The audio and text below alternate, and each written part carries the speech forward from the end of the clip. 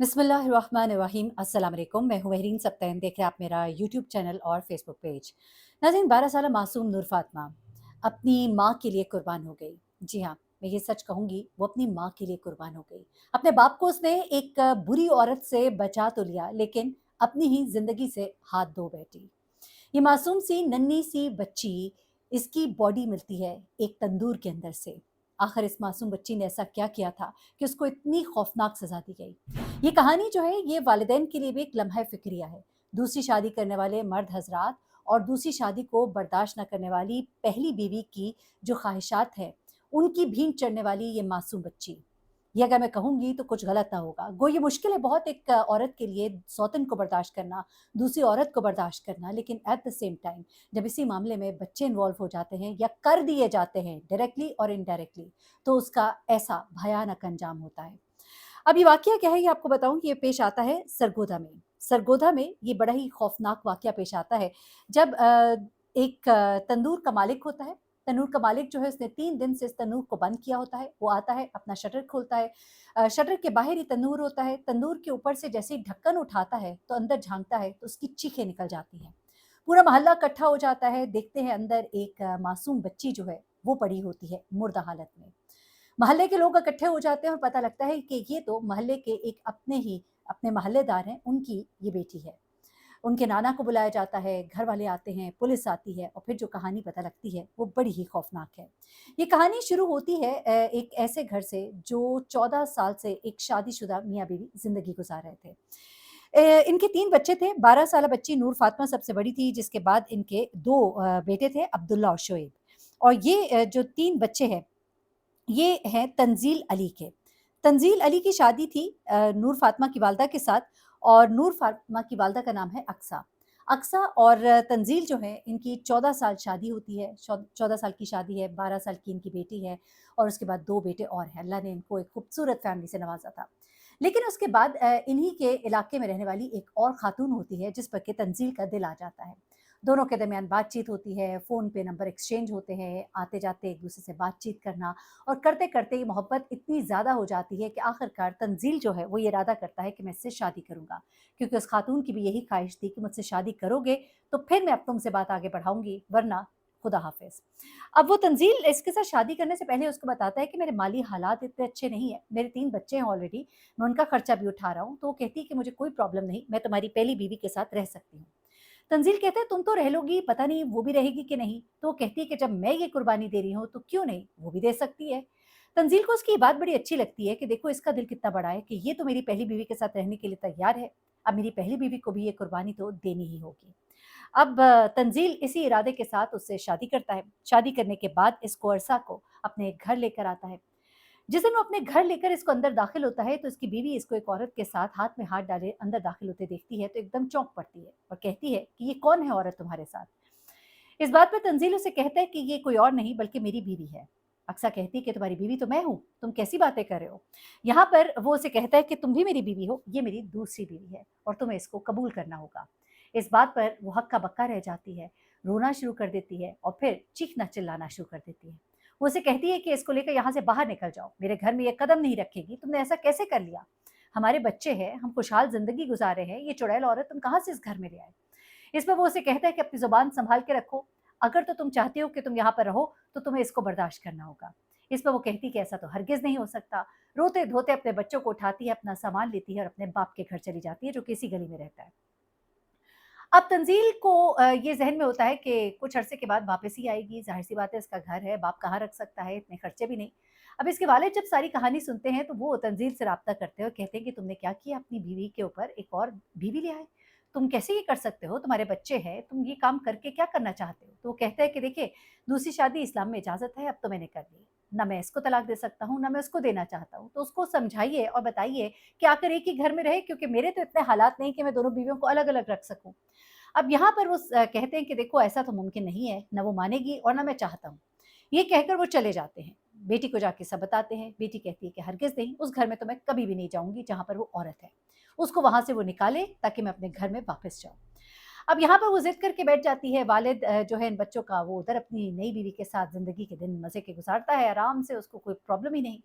अब यहाँ पर जब ये वालिदा देखती है कि ये बच्ची जो है ये मेरे बच्चे जो हैं वो दर-बदर हो गए और वो औरत जो है मेरे घर पे कब्ज़ा करके बैठी है। अब यहाँ पर कुछ इत्तलात ऐसी हैं कि वालिदा ने अपनी बेटी को समझाया कि तुम इस तरह से जाके बाप से कुछ बातें करके आओ। अब ये बच्ची जो है वो वैसे भी बाप से मोहब्बत करती थी, वो बाप के घर गई, सामने करीबी घर था। उसे जाकर कहती है कि बाबा आप मुझे बड़े याद आते हैं, भाई भी आपको बहुत याद करते हैं, बहुत रोते हैं और एक तरह से उसको इमोशनल करना शुरू किया। अब बाप जो है वो जब ये बातें सुनता है तो उसका दिल पसीज जाता है, कहता है जाओ बेटा, बेटों को भी ले आओ, तुम लोग तो इधर आ जाओ। तो कहती है अम्मी नहीं आने देंगी, उनको ये भी नहीं पता कि मैं आपकी तरफ आई हूँ और अगर उनको पता लग गया तो मुझे घर में नहीं आने देंगी और मुझे तो अम्मी से भी बहुत प्यार है तो ऐसा नहीं हो सकता कि मैं उन्हें छोड़ दूँ। बाप उसे प्यार करता है, बच्चों का हाल पूछता है, उसको भेज देता है। अब जब वो आती है और जाती है तो इसके बाद वो बड़ा बेचैन रहना शुरू हो जाता है। बात-बात पर अपनी दूसरी बीवी को कहता है कि मुझसे कहीं गलती हो गई है। मैं अपने बच्चों के बगैर नहीं रह सकता। अब जो उसकी दूसरी बीवी अरसा है वो देखती है कि जब तक तो ये बच्ची नूर फ़ातिमा नहीं आई थी तो ये बड़ा ठीक था। लेकिन अब ये बेचैन है, इसकी बातें अजीब और गरीब सी हैं। कभी कहता है कि तुम क्या अपने मैके में नहीं रह सकती? क्या कोई और बंदोबस्त हो जाए, तुम उधर जाके रह लो। बच्चे जो है वो मेरे बगैर परेशान हैं। वो कहती है कि इन बातों ने मुझे परेशान कर दिया। मुझे ऐसे लगा कि शायद मुझसे जान छुड़ाने की कोशिश करेगा या कर रहा है। अच्छा उसके बाद वो कहती है 1-2 दिन मैंने बड़ा उसका ख़्याल रखा। अब ये बातें जो है उस औरत ने बाद में बताई लेकिन मैं कहानी आपको पहले सुना देती हूँ। अब उस औरत ने इस शख़्स का बड़ा ख़्याल रखा, 2 दिन अपनी ख़िदमत से उसका खूब दिल जीतने की कोशिश की। 2 दिन बाद जब थोड़ा उसका ध्यान अपने बच्चों की तरफ से हटा तो 2 दिन के बाद दोबारा नूर फ़ातिमा घर आ गई। 2 दिन बाद जब वो दोबारा आई तो फिर उसने अपने बाप से वही बातें की, बताया कि कल कितना वो रोया, माँ ने उसको मारा, उसने कहा मैंने जाना है बाप के पास, माँ ने उसे बहुत मारा। फिर उसके बाद उसने कहा कि माँ भी आपको बड़ा याद करती हैं और आपने ये क्या कर दिया, आप अम्मी को बुला लें, हम पहले की तरह रहना चाहते हैं। बार-बार वो अपने बाप को ये कहे कि पहले के दिन कितने अच्छे थे। अब बाप उसको कभी गले लगाए, कभी उसका चेहरा चूमे और अजीब उदास सा हो गया उसके जाने के बाद और उसकी बीवी ये देखकर और ज़्यादा परेशान हो गई कि ये तो काम बहुत ही गलत होता जा रहा है। उसको ऐसा लगा कि ये बच्ची जो है, ये मेरे शौहर का दिमाग जो है वो पलट देगी। अब ये एक अच्छी औरत नहीं थी क्योंकि एक अच्छी औरत होती तो वो मामले का हल कुछ और देखती। लेकिन पहले तो उसने एक दूसरी औरत के घर पर हमला किया, आ गई, चलो ठीक है, इस्लाम में आप कहेंगे शादी दूसरी की इजाज़त है, लेकिन फिर अब उसने जो किया, उसकी कहीं इस्लाम में इजाज़त नहीं। ज़ुल्म की इंतहा की उसने। तीसरी बार जब ये बच्ची 2 दिन के बाद दोबारा आई, तो इस खातून ने देखा कि ये बच्ची आई है, तो इसने उसको कहा कि बेटा अब्बू तो तुम्हारे घर पे नहीं है, लेकिन तुम बैठो ज़रा। तो वो कहती है, "नहीं, नहीं, मैं घर जा रही हूँ, अब्बू आएँगे तो मैं आ जाऊँगी।" उसने कहा, "नहीं, नहीं, तुम बैठो, अच्छा चलो मैं तुम्हारे लिए शरबत बना के लाती हूँ, शरबत पीती जाओ फिर चली जाना।" अब बच्ची थी, ज़ाहिर-सी बात है, शरबत का सुन के ज़रा उसका दिल आ गया, उसने कहा, "चलो ठीक है।" ये औरत जो है, ये इतनी एक ज़हरीली और एक बददियानत औरत थी, ख़यानत करने वाली औरत थी, जिसने अपने शौहर की औलाद के साथ ख़यानत की। क्या की? उसने ये किया कि वो किचन में गई और उसने वहाँ पर जो फ़िनाइल की गोलियाँ होती हैं गालिबन वो उसने पीस के रखी हुई थी और वो उसने उसके अंदर डाली, ज़्यादा सी चीनी डाली और बच्ची को जाके उसने शरबत दिया और साथ में उसे टॉफ़ियाँ भी पकड़ाई। बच्ची ने शरबत पिया, शरबत पीकर जब वो जाने लगी तो उसने कहा अच्छा ठहरो ज़रा बाद में चली जाना। वो कहती है नहीं, नहीं मुझे देर हो रही है। अभी वो उठती है, थोड़ा-सा आगे चलती है, चकरा के नीचे गिर जाती है। नीचे गिरती है तो ये करीब जाके देखती है कि कितनी देर है इसको, कहीं इसका अभी साँस चल तो नहीं रहा। और जब उसे इत्मीनान हो जाता है कि इसका साँस नहीं चल रहा, तो फिर उसके बाद ये करती है फ़ोन अपने कज़िन को। अपने कज़िन को फ़ोन करके ये सब कुछ बताती है उसे कहती है कि अब तो मेरी मदद करो। पहले तो वो परेशान होता है, लेकिन फिर ज़ाहिर-सी बात है कज़िन होने के नाते कहता है चलो मैं आ जाता हूँ, वो भी इसी की तरह का होगा। अब वो आता है, ये दोनों जो है सोचते हैं कि इसको ठिकाने लगाएँ, लेकिन ठिकाने लगाने का वक़्त बड़ा मुख्तसर होता है। अब इनको ये डर खौफ होता है कि कहीं ये ना हो कि इसका शौहर वापस आ जाए, तो फिर ये औरत इसे कहती है कि घर के सामने एक तंदूर है, वो काफ़ी दिनों से बंद है, 2-3 दिन से बंद था। तो उसने कहा फ़िलहाल इसको वहाँ डाल देते हैं और जिस वक़्त इनका बाप जो है कहीं बाहर निकलेगा, तो फिर हम इसको कहीं ठिकाने लगाएँगे, या तो जला देंगे या फिर इसको पानी में बहा देंगे। वो राज़ी हो जाता है। दोनों जल्दी से उसके ऊपर चादर डालते हैं, लेकर बाहर निकलते हैं, बाहर तंदूर होता है, उसके अंदर इसको डाल के ढक्कन लगाकर ये वापस आ जाते हैं। अब जब ये वापस घर आती है, अभी इसका साँस फूला ही होता है कि उस बच्ची का नाना जो है ढूँढता हुआ इनके घर आता है। तो ये कहती है कि बच्ची तो यहाँ नहीं है। वो कहता है कि बच्ची तो यहीं आई थी। अब ज़रा यहाँ से सोचिएगा कि देखने में और बताने में ये बच्ची हमेशा कहती थी कि मैं खुद से आई हूँ। लेकिन नाना को पता था कि वो यहाँ आई है। यहाँ से लगता है कि शायद माँ ने उसको ये सब बातें कहकर, लेकिन चलें माएँ करती हैं अपने बच्चों को, अगर वालिद सीधे रास्ते पे नहीं आ रहे तो चलो बच्चों से कहकर बाप को ये कह दिया कि चलो हमें अलग रखो। तो इसमें कोई नाजायज़ बात ना थी।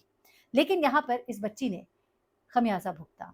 अपनी माँ का घर बचाने का, अपने बाप को एक बददियानत और ख़यानतकार औरत से बचाया, लेकिन खुद इस दुनिया से चली गई। अब होता क्या है कि जनाब बच्ची को हर जगह ढूँढा जा रहा होता है, बच्ची का कुछ पता नहीं होता। इसी अस्थना में जब तन्नूर के ऊपर से ढक्कन उठता है और जब चीखो-पुकार होती है और नाना आकर देखते हैं, तो पता लगता है कि ये तो मेरी अपनी ही नवासी है। पुलिस को बुलाया जाता है और उसके बाद पुलिस जो है सीधी इस औरत के घर पहुँचती है, क्योंकि माँ कहती है कि ये मेरी सौतन का काम हो सकता है।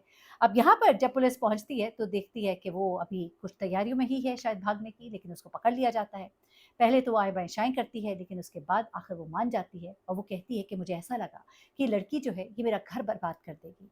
ये जब आती थी मेरा शौहर जो है वो दुखी हो जाता था, वो अजीब-अजीब बातें करने लगता था। मुझे तो ऐसा लगने लगा था कि अब इसने 1-2 चक्कर और लगाए तो मेरा शौहर मुझे छोड़ देगा।